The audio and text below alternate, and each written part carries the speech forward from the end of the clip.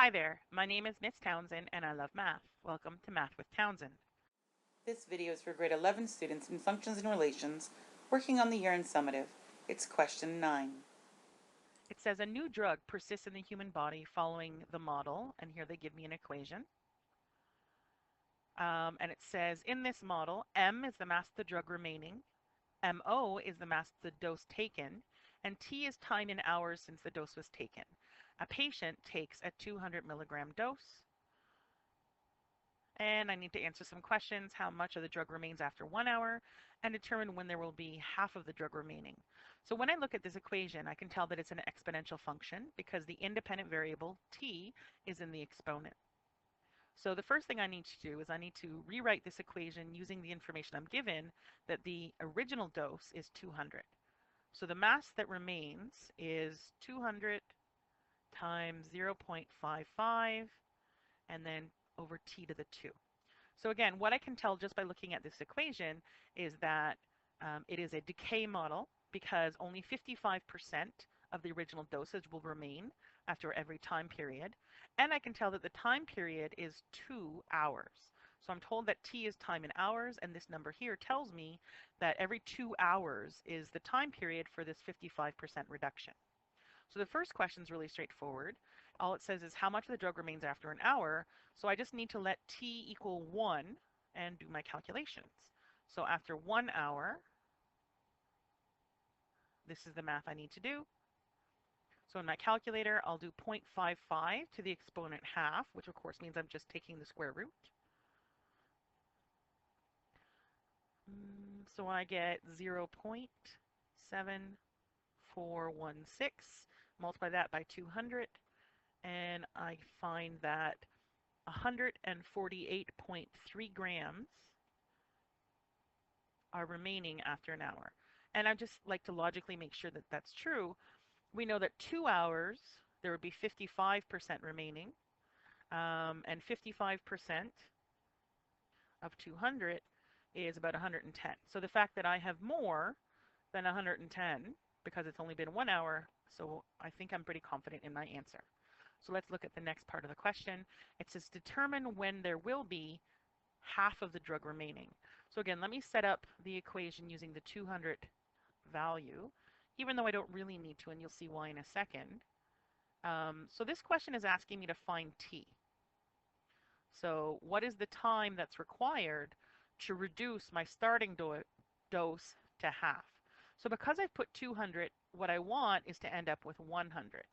And again, I'll show you in a minute why it doesn't matter if I put 200 there or not.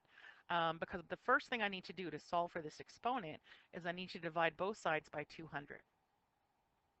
And when I divide this by 200, I get 0.5.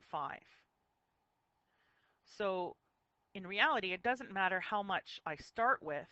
If I want only half to remain, I know that the remaining amount should be 0.5 because that represents 50%. So now comes the issue where I have an unknown value in the exponent. So this t is in the exponent. So here's my approach. So the first thing I'm going to do is I'm going to get a different variable in the exponent.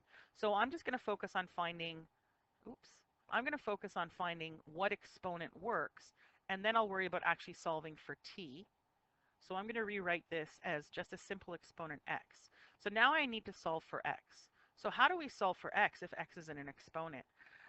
Well, there's two methods, and I'm not sure which method you may have done with your teacher, so I'll talk about both. One method is basically guess and check. So I'm going to guess values of x, and I'm going to see what 0.55 to the x would give me.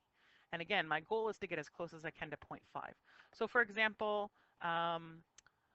because I'm reducing inside, well, let's just guess x equals 2 and see what happens. So 0.55 to the exponent 2 gives me 0.3. So that's too much, right? Like that is too much of this mass, sorry, too much of the original mass has been reduced because I only have 30% left. So let's try 1.5. So in other words, I want to give it less time to sit around and decay. So to the exponent 1.5, that gives me 0.4079. And again, that's too much time, so let's reduce the amount of time I let my drug decay. So exponent 1.3, I get 0.46, so that's still too much time. Let's try 1.2. So the key to guess and check is that you just have to show the progression of your guessing and checking.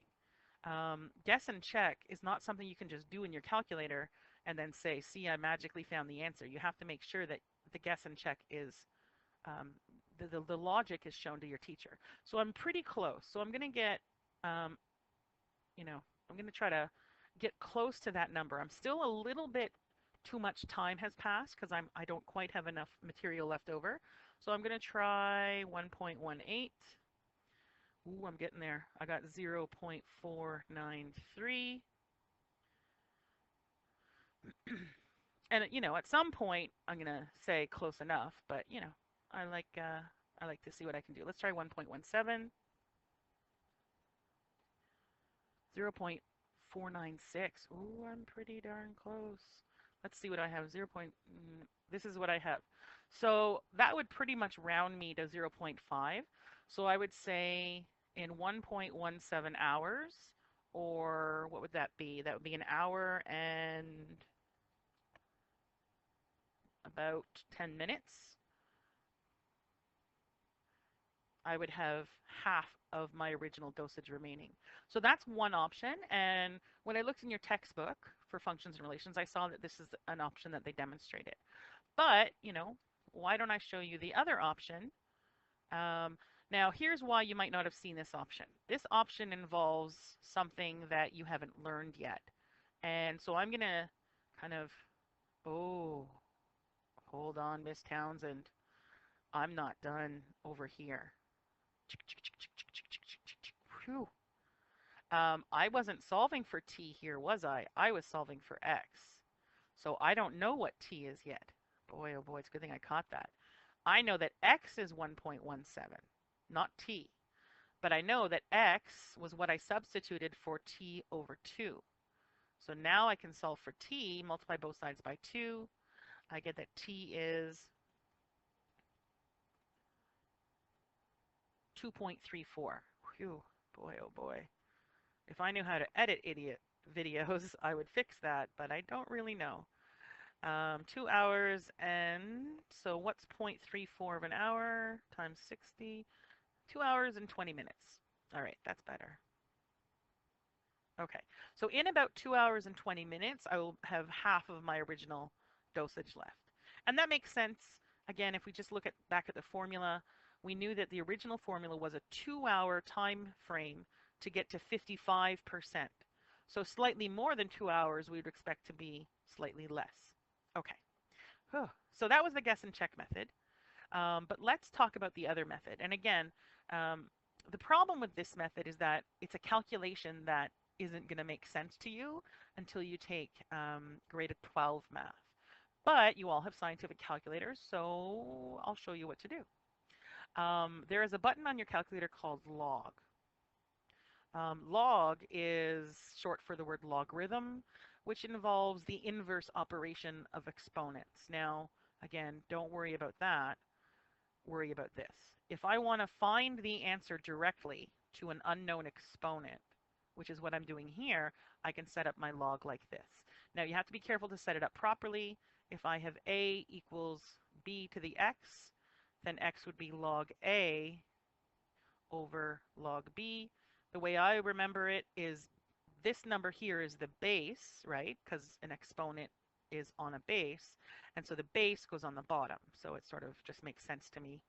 B for base and bottom, So if I just simply take my calculator and type log, oh, where's my log button? Log 0.5 divided by log 0.55, I get an answer directly, and it tells me that x equals 1.16,